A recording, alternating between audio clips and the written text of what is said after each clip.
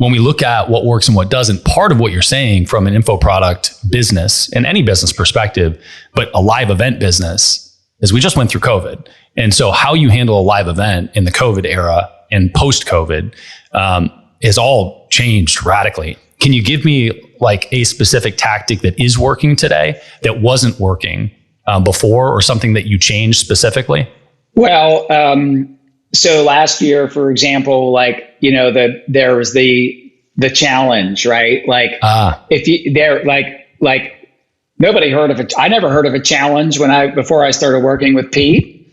And all of a sudden now everybody's doing challenges. And what a challenge is, it's a free virtual event that might be multi-day, like for example, a Monday through Friday challenge, where you deliver tons of free information for 1 or 2 hours a day.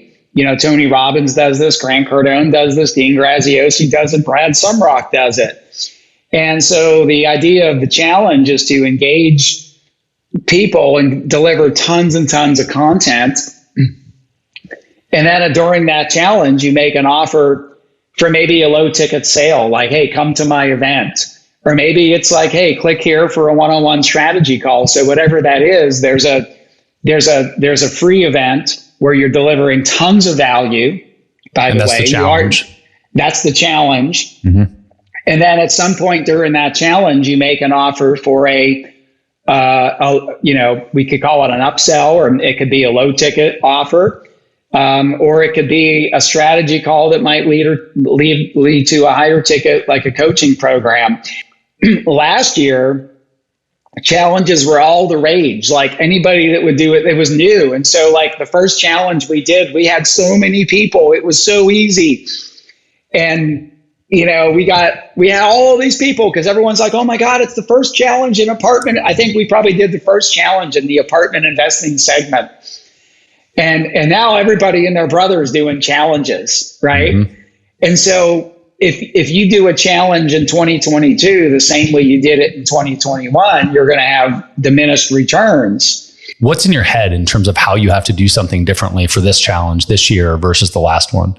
What are a couple things that are like, oh, this is the thing I need to lean towards, even if it's not specific? Well, just like, excuse me, like a couple things that I do know.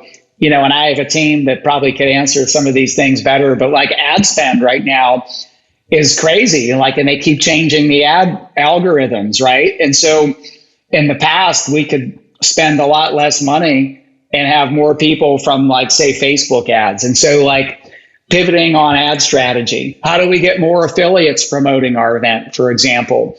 And what could we do with referrals for our current clients and maybe enroll them in a process and have and have them promoting our events? And what about some service providers or vendors that we could have come on the event? Like, because I'm looking at running my company. I don't know what everybody else is doing with challenges and what's working right now. And so if we didn't have Pete as a mentor on our team, then we'd be left to figure it out on our own. And I'd probably do it the same way I did it last year and then have diminished results.